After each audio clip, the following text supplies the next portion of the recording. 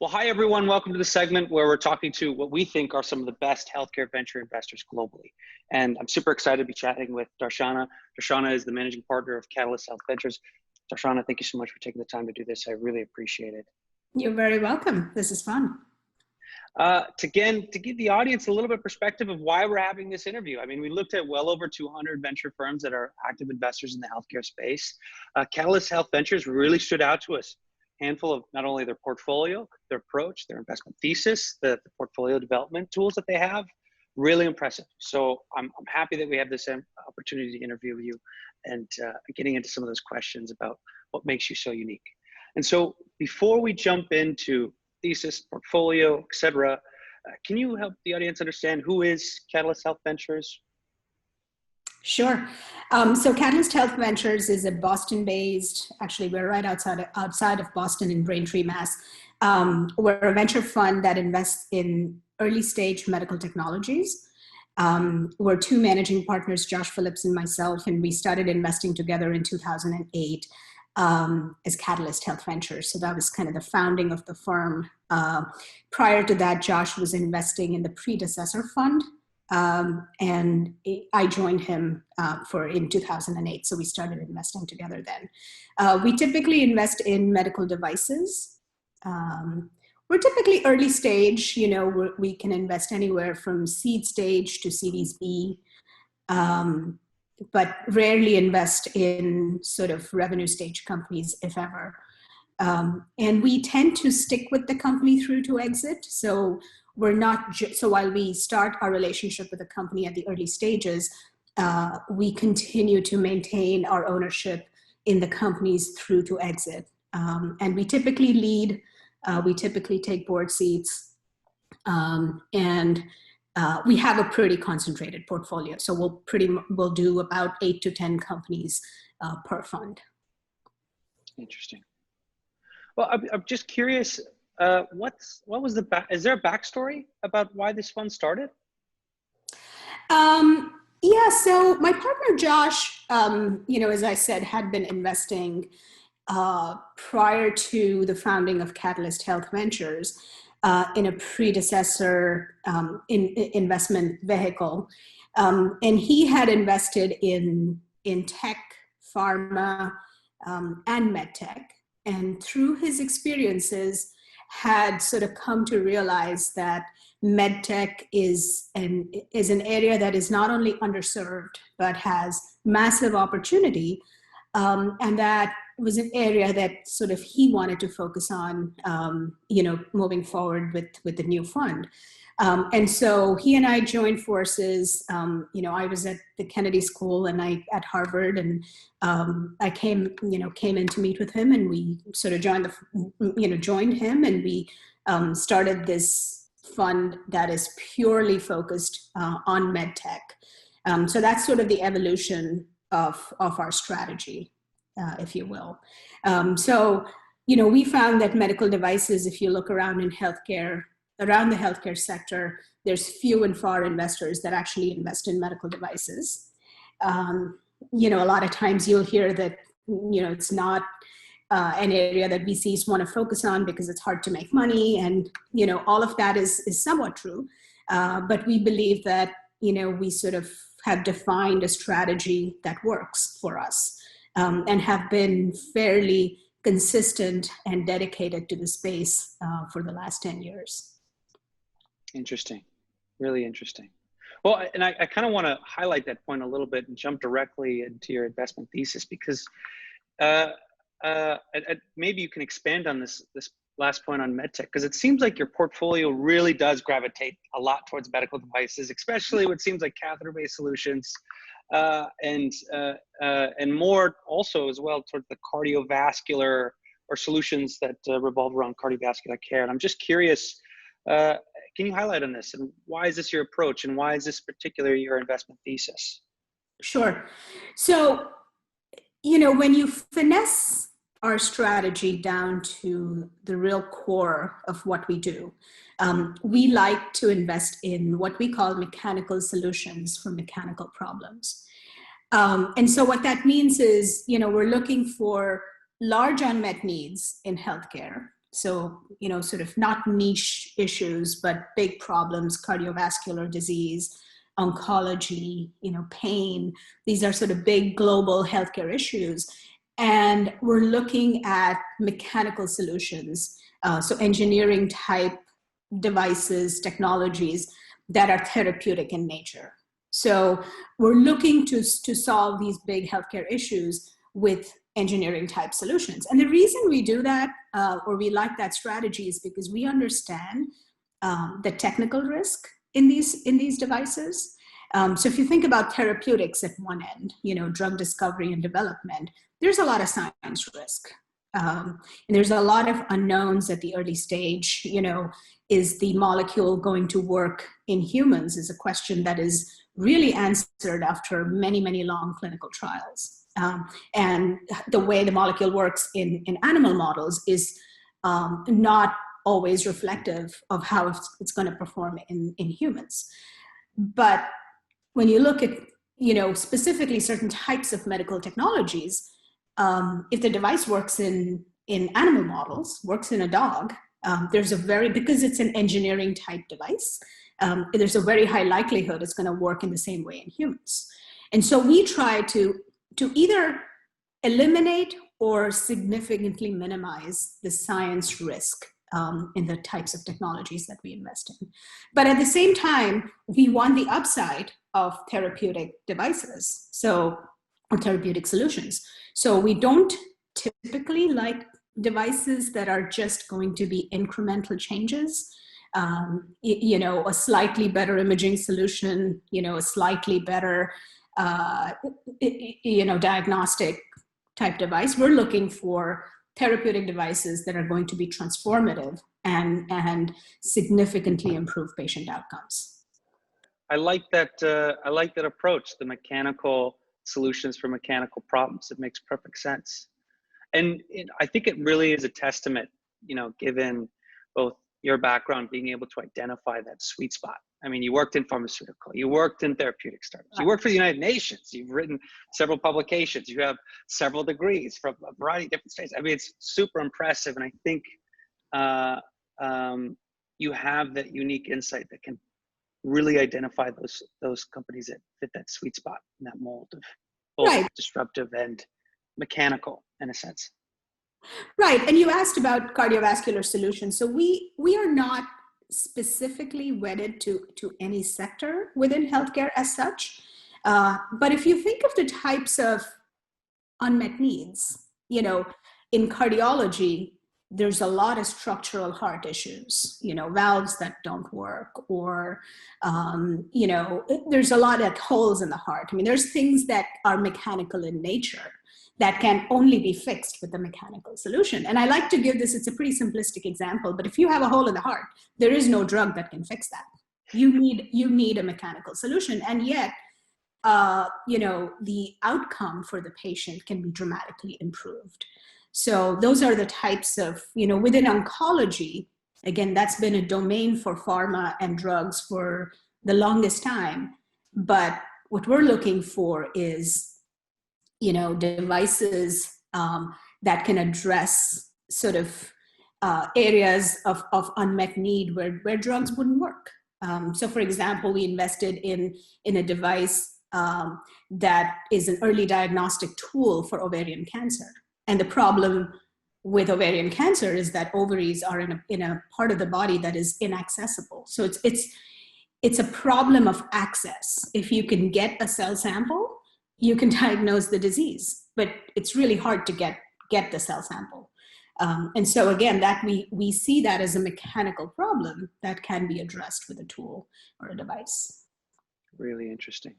Well, I actually, that's a great segue, because one of the things that seems like a challenge for everybody is healthcare seems so vast. There's so many different verticals and directions that you can go. How do you filter this down? I mean, you talked a little bit about being in the unmet needs, but are you looking at specific diseases, chronic conditions, the most popular, most prevalent issues that exist across patient populations? Like, how do you filter this down? Yeah, no, you're very, very right about this. I mean, healthcare is a vast area, and there's so many unmet needs to be looked at and to be addressed. We sort of, obviously there's a number of criteria, and like most investors will say, within the general healthcare med device sector, we're pretty open. If we see a really good solution in a specific disease area that we haven't looked at before, we'll certainly consider it because we have that type of an open investment thesis. But in general, we're trying to narrow down, where the burden to the healthcare system is the highest. So again, when you look back at, all of those sectors within healthcare, cardiovascular disease, I mean, that's a huge burden to the healthcare system. Cancer is a huge burden to the healthcare system. So we're looking to basically address those areas, because what happens is when you're addressing things that are a big burden to the healthcare system, your regulatory path becomes easier, reimbursement becomes easier, because you are providing that, major therapeutic benefit, as well as, benefit to the payer system. So, the other aspect of what we look at is every technology that we invest in must significantly improve patient outcomes, but must also reduce cost to the healthcare system. And so we're not trying to bring to market solutions that are going to be 3 or 4 or 5 times the cost of current standard of care. So we're looking at every company with both of those filters or lenses, if you will. And then sort of the other aspect is, at the end of the day, we are VCs and we have to make money. And so where is the interest for the strategic acquirers? Where is our highest likelihood of exiting a company? So, part of what dictates which companies that we invest in are there buyers in that sector? Are there active buyers in that sector? Do they pay up for, breakthrough solutions? Are they willing to invest early? Are they willing to invest and acquire companies sometimes even before FDA approval? So those are all the factors that we're looking at. And then when you combine all of those factors, really the areas that you land on tend to be cardiovascular disease, tend to be cancer, tend to be these types of high burden sectors. Makes sense. And I think that's one of the most challenging things, especially as a venture investor in healthcare, is it's really difficult to zero in and focus on what is right.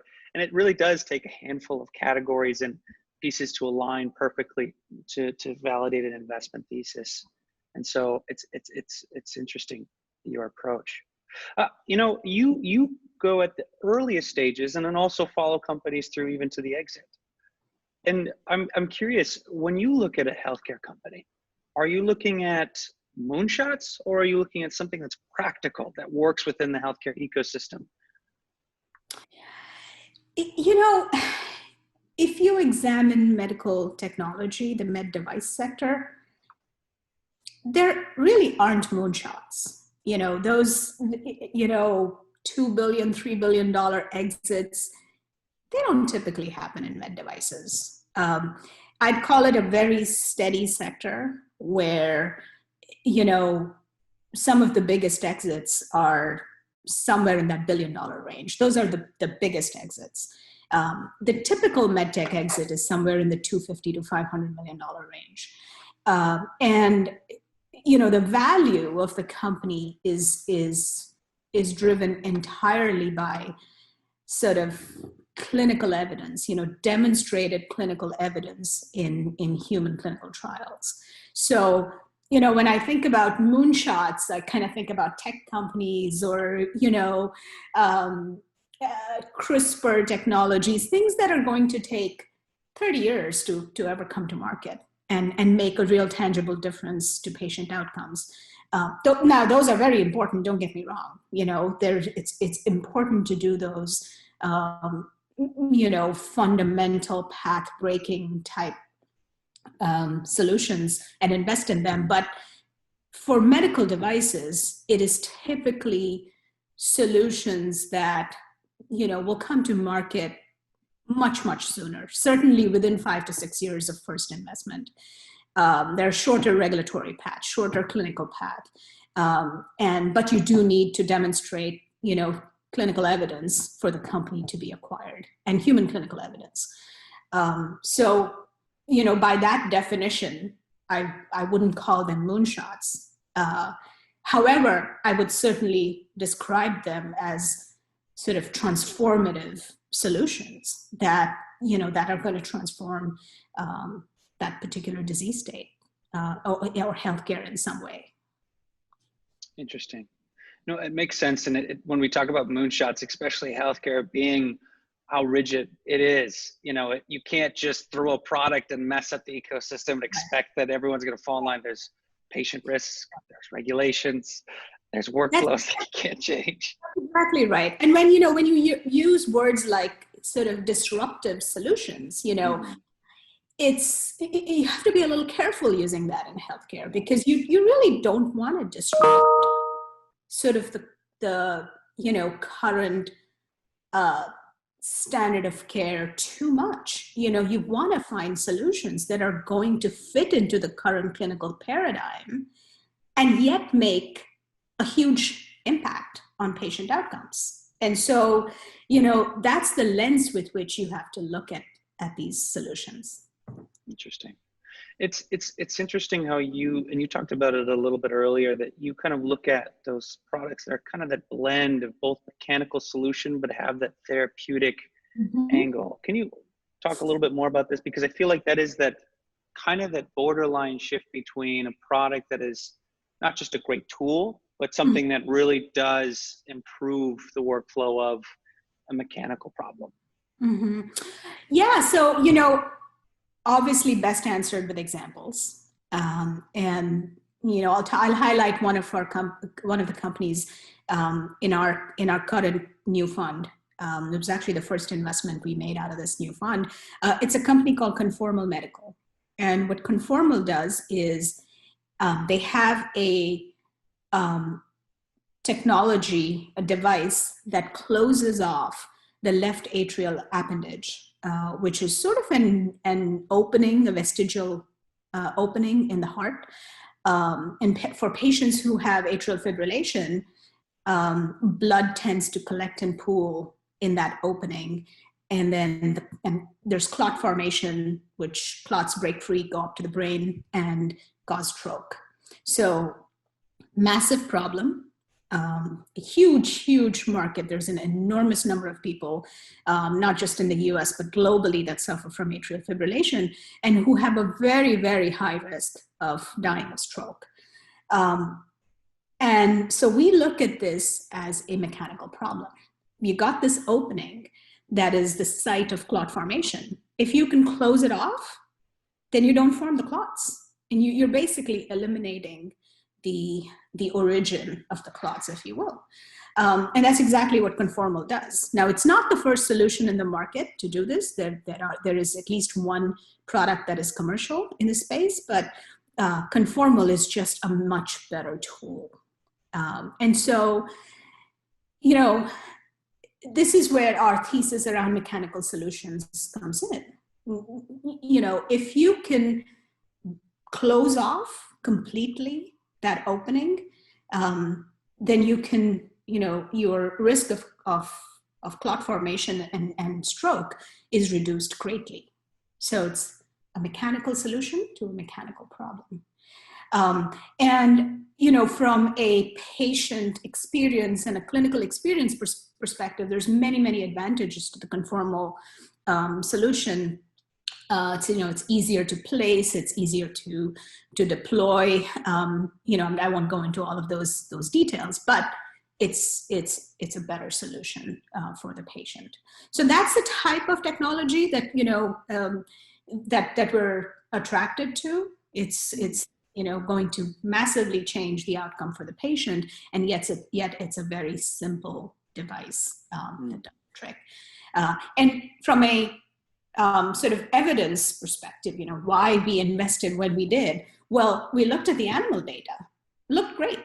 And if you can accomplish this procedure in large animals, there's a very high chance it's going to work in humans, because again, it's a mechanical solution. So that's an example, and that's how we think. No, it definitely makes sense, and it's an interesting approach. I'm curious, because one of the things that I thought was most interesting about you and your fund is that really big focus on medical devices. And like you mentioned at the very beginning, a lot of people don't touch the space. It's difficult. It's really hard, and you have to have a pretty solid understanding of a variety of different type of chronic conditions or any type of issues that and how to work through that with a mechanical solution. I mean, that's impressive. But I'm just curious, because a lot of what everyone seems to be focused on is the software aspect, more of a digital therapeutics. And what is your thought process on, and you kind of already highlighted the importance earlier with the ovarian cancer example, and I think that's great, but what is your general thoughts on, the traditional therapeutics, whether it's drugs or medical devices, versus, the digital therapeutics that we're seeing? Yeah, so, I think venture investors develop expertise in areas, right? I mean, there are plenty of venture investors, my friends in the Boston area, that are experts at investing in drugs and molecules, where, that would not be an area, where I see a lot of pure science risk. They see a lot of opportunity. We have a lot of, digital health companies, and that's sort of a sector that is seeing a lot of investment, particularly in recent years. And I think that makes a lot of sense. As technology advances, I think digital solutions for healthcare make a lot of sense. There's a lot of, particularly, remote patient monitoring and making patient-centric digital solutions available is very, very important. And COVID has demonstrated that more than anything today. But again, where sort of the risk that we see in digital health is that it's relatively easy to develop the solutions and sort of get them launched, but it is very hard to get real commercial traction and adopters and see that sort of large scale adoption. And that's where, we see the risk. We'd be happy to follow some investors in digital health if there's a really good opportunity. But where we see value before others, and where we see value where others see risk, is in medical devices. And it's hard, you mentioned this, why is most investors are not investing in medical devices? It's hard. It's not easy to develop a medical device. There's a lot of development work. There's product risk. There is clinical risk. There is regulatory risk. There is reimbursement risk. There's all kinds of risks. But over the years, we have learned to get comfortable with those risks. We've identified teams that know how to address those risks. And so I think it's just where we've kind of developed our expertise and gotten comfortable and made money, frankly. It makes sense. And I think this kind of goes back to the testament of how vast the healthcare ecosystem is, and how that even you're seeing so many different verticals of healthcare products. You also see the same with healthcare venture investors, having expertise in different verticals. And I think it makes sense, given both your background and the fund that you've created and your experience, how you can identify incredible opportunities within medical devices, which is tough. I think you picked the hardest route to go in healthcare investing, but you've proven out the model. You have fantastic portfolios. Kudos to you. Well, and on the other hand, there's a lot of opportunity because it's an underserved area of investment. There is a ton of opportunity in medical devices. And so we see that as a big advantage in our space, where we are not competing over deals. We're not seeing, valuations that are through the roof. So there's a lot of advantages to investing in sort of this underserved area. Interesting. Well, I want to shift gears now to your more investment portfolio questions. Before I jump into specific portfolio companies, I'm just curious, when you invest in a healthcare company, do you think it sometimes can be limiting? You know, if you're working with a particular tool or medical device that caters to a particular category of, you know, cardiovascular care, for example, does that mean it's once you go that direction, everything's off limits in that particular category? Is for you, it's different because I know a lot of the medical devices are typically built for very specific use cases. So it probably doesn't have as much limiting factor, but do you run into this at all? I will say sometimes, but rarely, very rarely. So, you know, yes, I mean, if we have invested in one LAA closure device, are we going to invest in another competitive solution, which is also an LAA closure device?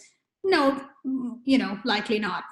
But are we going to invest in another technology that reduces the risk of stroke in it with a different technical approach? Sure. You know, are we going to invest in, you know, embolic protection devices that people use again to minimize the risk of stroke? Sure. You know, so we may, we certainly, you know, I don't think we haven't run into this issue so far. I don't think we would invest in a competitive solution that is addressing a problem in the exact same way. But we may look at different approaches that address the same problem, because fundamentally, you know, we've done the work to determine that it's a good space to invest in. And so we've done the market research. We know how many patients there are. We know how the clinicians think. We know what the needs are, and we know what types of solutions are likely to work. And so once we've done all of that research, you know, and if we find another approach, yes, we may. Interesting. I have a follow-up question to that, but I'll save it to after the portfolio question. You know, you recently, one of your portfolio companies now has exited, and I think it's a fantastic success story, both on the side of highlights not only your ability to identify great opportunities, but also your approach to the ecosystem in general compared to everybody else. And so would you be able to highlight that recent success story of one of your portfolio companies? Sure. So I know, you know, based on our conversation earlier, I think you're referring to Envision Medical. So we had, a couple of exits in 2018. There was a company called Augmenix, which was a device used in prostate cancer radiation therapy, which was also a really nice, a nice exit and a very important clinical solution for patients undergoing prostate cancer radiation therapy. But I think what you're referring to is Envision Medical, which was founded by a young woman out of Silicon Valley, Surbi Sarna. She's exceptionally talented entrepreneur and CEO. And she had an idea that was to diagnose ovarian cancer early in women who are at high risk for the disease. So I don't know if you know anything about ovarian cancer, but there are a lot of women who have the genetic susceptibility or have family history that have a very high lifetime risk of developing the disease. And so those women have no current screening or diagnostic solutions. So it's almost like you're a walking time bomb waiting for this disease to happen. If you think about breast cancer, there's mammograms, and for prostate cancers, there's PSA, and there's a lot of testing modalities that are available for a number of different cancers. Whereas for ovarian cancer, there are really no good diagnostic solutions that are available today. And yet there is this defined population of women. You don't have to go looking for them. They are the ones looking for the solution. They're presenting at the OB/GYN's office, and they're asking to be tested. So, we looked at this and we said, okay, this is a big unmet need. There are no good solutions. It is a high mortality disease. I mean, if you are diagnosed with ovarian cancer, you have a greater than 85% chance of dying of the disease. And there's really no technologies that at the time were even sort of in development. And at the end of the day, when we looked at it, it was, if there was plenty of clinical evidence that if you could get access to cell samples, then you can diagnose the disease, because it's like a pap smear. If you have the sample, you can just look at the cells and you can tell it's cancer. So, but the problem is the ovaries. I said this earlier. The ovaries are in a part of the body that it's very difficult to get to. It's a problem of access. And so Surbi had a concept that was a catheter-based device that could be used by an OBGYN as an outpatient procedure to collect, goes deeper into the anatomy and collect cell samples. And so, on the surface of it, as an idea, as a concept, it made a lot of sense. But at the time when we were diligencing it, there was no prototype. I mean, there wasn't anything other than, the idea and some IP filed. So we worked with Surbi, and we, did a seed round. And the seed round was essentially for concept development. And, she, again, super talented entrepreneur. She did an exceptional job developing the device and showing us the clinical evidence with that first $250,000. We then, led a Series A round, completed the product development work, did an initial clinical trial. We then participated in a Series B round.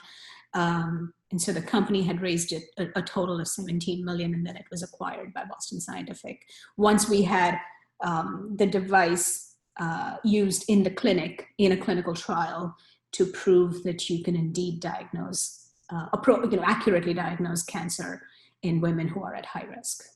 So it was a great trial, great results, and we ended up selling that business in 2018. Impressive. It's impressive that you can visualize that early the need for something like that, and being able to take a bet in this space. That's hard. It's really difficult. And for you to see that and realize that all the way to exits is great. And on top of that, one of the things we mentioned earlier is Envision was really struggling with finding any form of capital from anybody.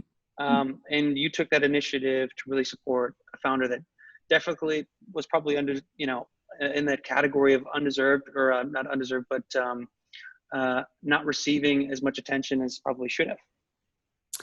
Yeah. And, again, you always hear this, right? Success stories are sort of 10 years in the making, and they're overnight successes. And, the real important thing here is that Surbi had been thinking about this problem for years before I met her, for years.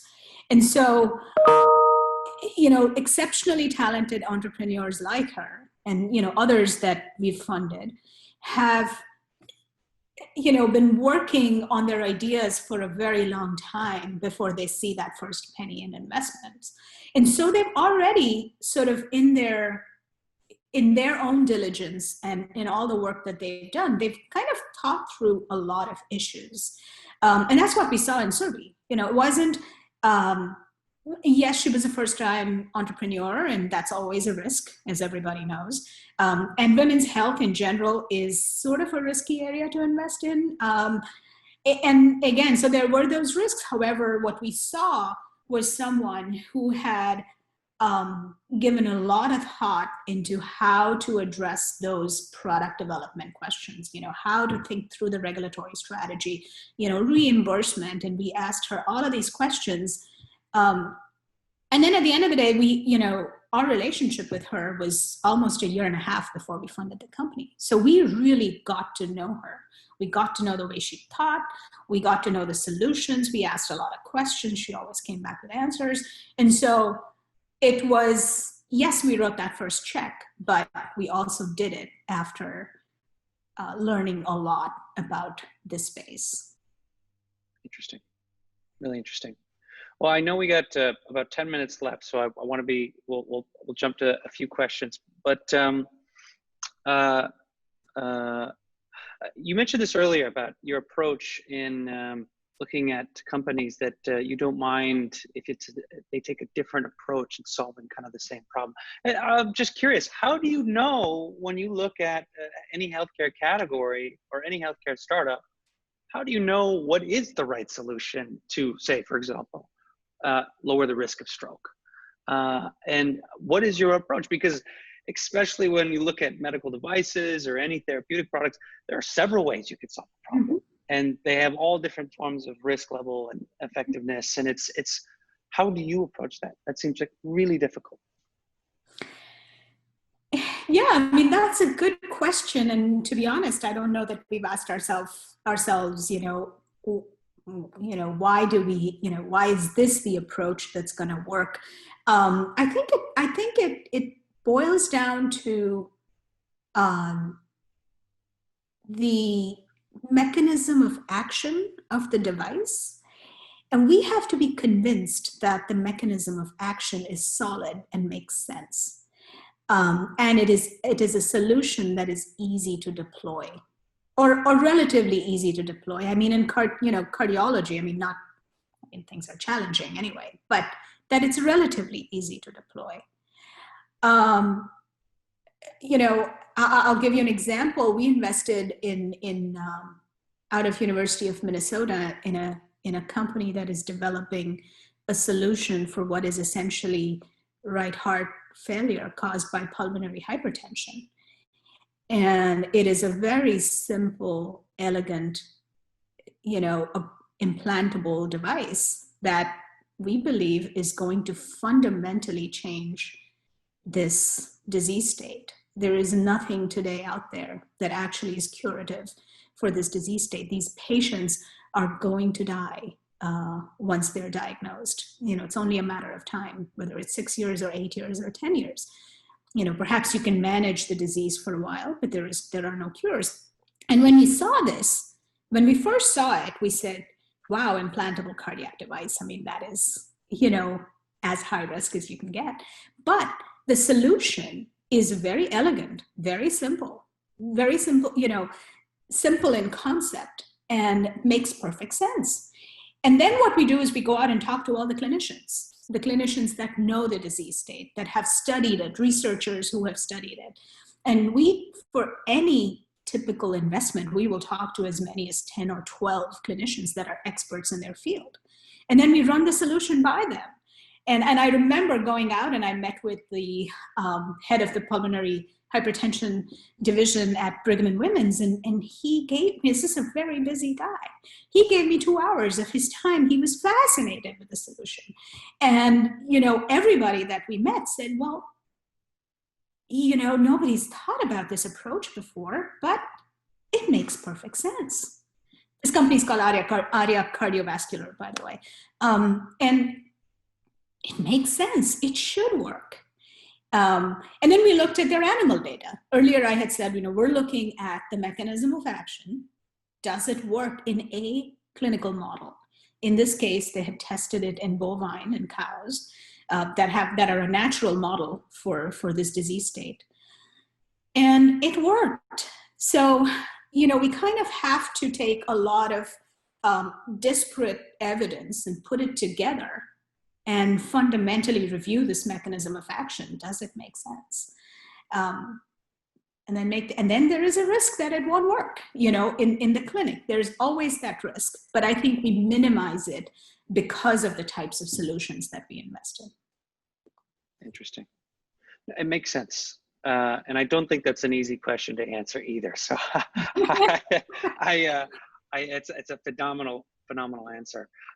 For you, first off, healthcare industry is notorious for having really long sales cycles. It's impossible to sell to providers. What is the business model that most medical devices use, and how do they actually, what is that approach? What is their method of getting into providers, and how are you able to reduce that sales cycle that everyone seems to have a challenge to and nobody has a solution for? No, you're absolutely right there. And I think of the challenges that we see all the time. And, it boils down to opportunity selection. As I said, we do 8 to 10 portfolio companies per fund. That's not a whole lot. And there are a huge plethora of sort of med tech, innovations out there to choose from, and not many investors.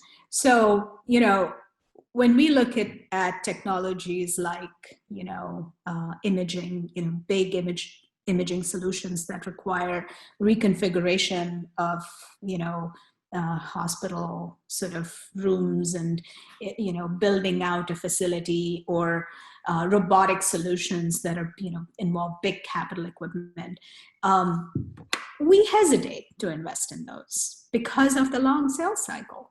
No, it's not just the long sales cycle. If you think about, our strategy, we're looking for early clinical evidence. The very first thing we tell our companies is, let's show that this works in humans. I mean, end of story. We don't have to have the perfect product developed until we have shown that the basic prototype works in humans. And then we can do the other product development. But that approach is really not feasible for solutions or technologies that require big capital equipment. You got to build that equipment. So if it costs you, $500,000 or $1 million to build something and then test it out, that's a lot of capital. It's a very capital intensive project. And that's not the type of stuff that we tend to invest in. You may have noticed in the past, and this is, prior to 2008, we may have done a robotic surgery company. But as we kind of move forward, we're looking at really capital efficient solutions that do not have those long sales cycles, that are very, very high margin products, and where typically don't even go through a hospital, sort of system for payment. And where there's a lot of push from the adopting clinicians to actually buy those products. And I'll give you examples. I mean, we had one product company that we sold back in 2012 that was a single-use device to remove blood clots, and that device was sold for $9,000 and cost less than $500 to make, probably in the $200 range is my guess.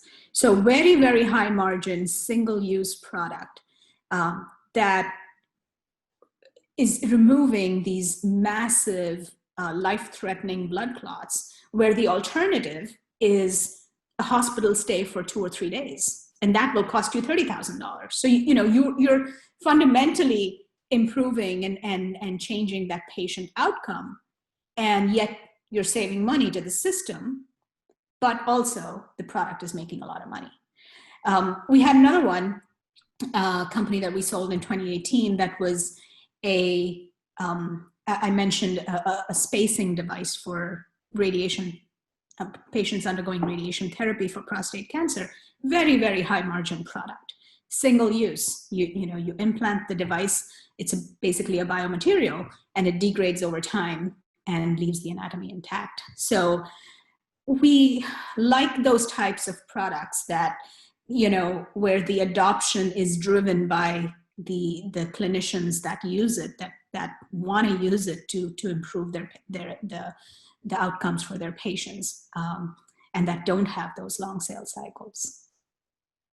Interesting. But it makes sense, and I think it's finding that sweet spot of ROI, especially for the end user, which I think is the part of that process of shortening that sales cycle. If there's value, it's people are going to want to work with you quite quickly. I wanted to address the big elephant in the room, which is the pandemic.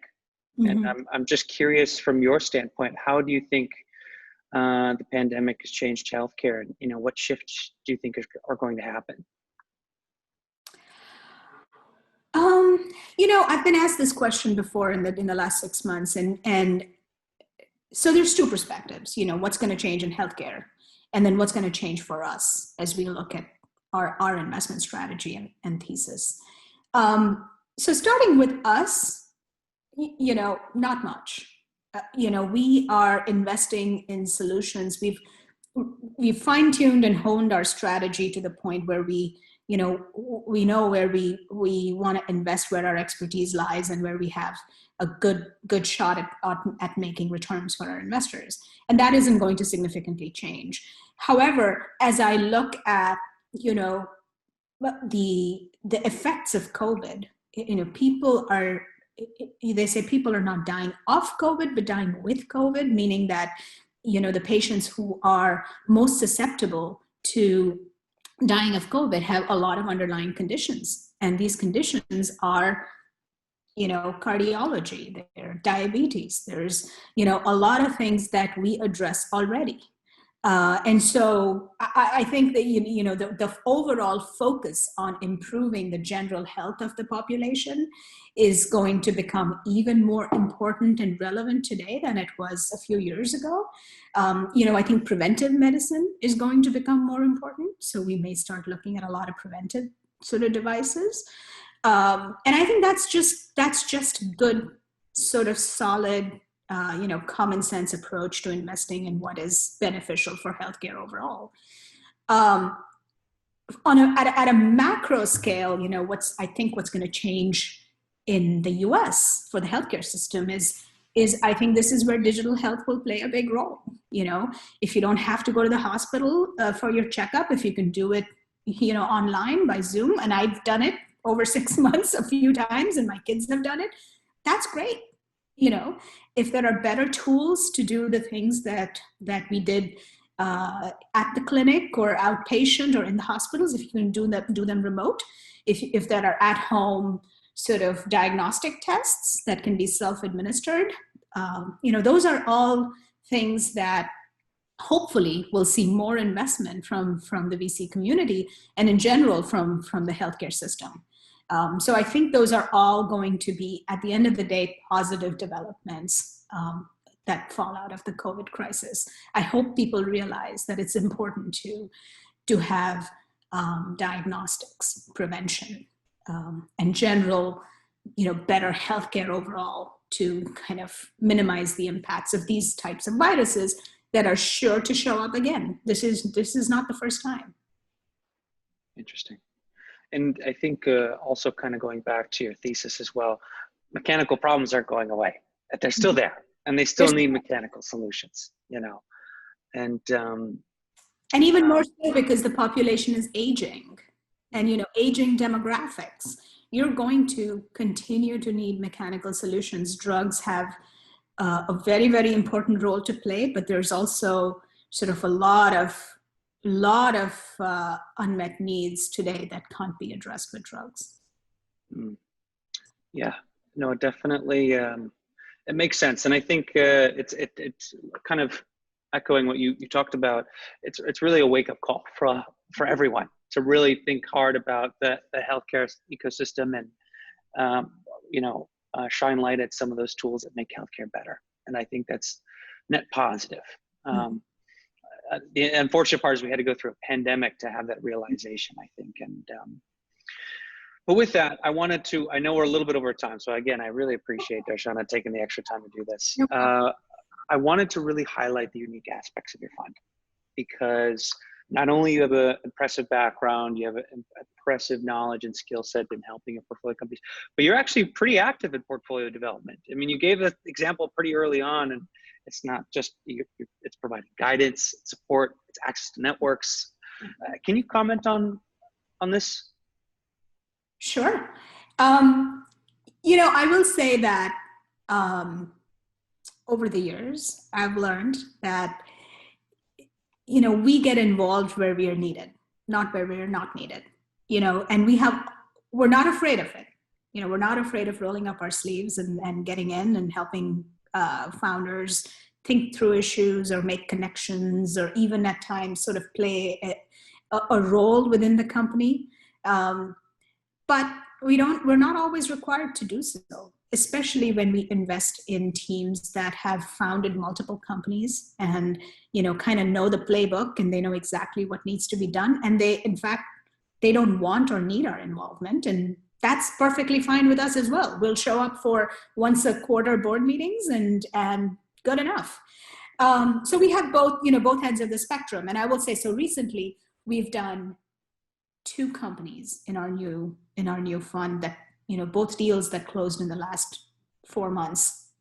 At the one end of the spectrum is a company called Atacor. I think you had asked me about that company in the questions. And it's a company based out of Mountain View, California. So really hard for me to get involved, first off, just because of the distance. But also the team is, exceptionally experienced in this space. They have a, dramatically improved solution for pacemakers, which have been around for decades, of course, as you know. And so, really cool technology and very, very experienced founding team. We show up for board meetings, and that's great. On the other hand, we have a company here in the Boston area where, it's one founder out of MIT, first-time founder, very, very lean team. It's essentially her and one technician. And so they need the kind of support that, that we can provide. They'll take any help from us.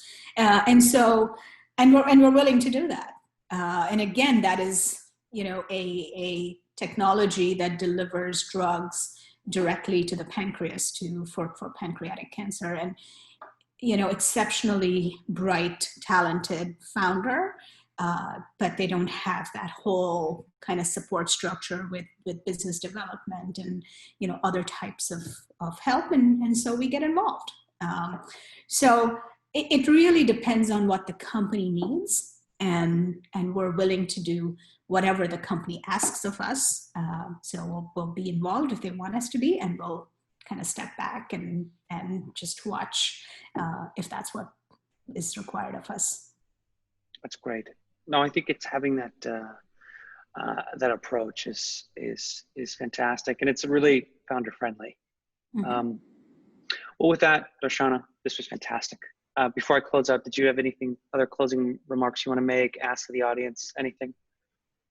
No, this has been a lot of fun. I enjoyed the conversation, and I just say to the founders that will eventually watch this is we have a very, very, I'll call it open door policy. We love to hear from especially first-time founders and folks that may be overlooked. And, we tend to, one thing we like to say, both Josh and I, is we will read every email. And so, we do very, very few deals, but we will read every email. And so we welcome the opportunity to review deals from anyone that wants to come to us. Fantastic. Well, with that, Darshana, thank you so much again for doing this. Again, for the audience, why we had this interview, Catalyst Health Ventures was one of the most impressive healthcare venture investors that we saw globally, well over 200 firms. And now we know why. I mean, your approach to, which is probably one of the hardest categories, very few people take on what you guys are doing, not only your background and looking in medical devices, but your thesis and looking at how you approach medical devices, understanding where the opportunities are, being able to identify that even before a product is built and seeing success from that. Impressive, really impressive. Being a founder-friendly firm, being able to sit on board seats or on the sideline when necessary, we'll be able to step in and help companies from the get-go, and every step of the process is phenomenal. So this is why we think, again, you're one of the best healthcare venture investors. This is fantastic. So thank you so much for taking the time to do this. I really appreciate it. Thank you so much.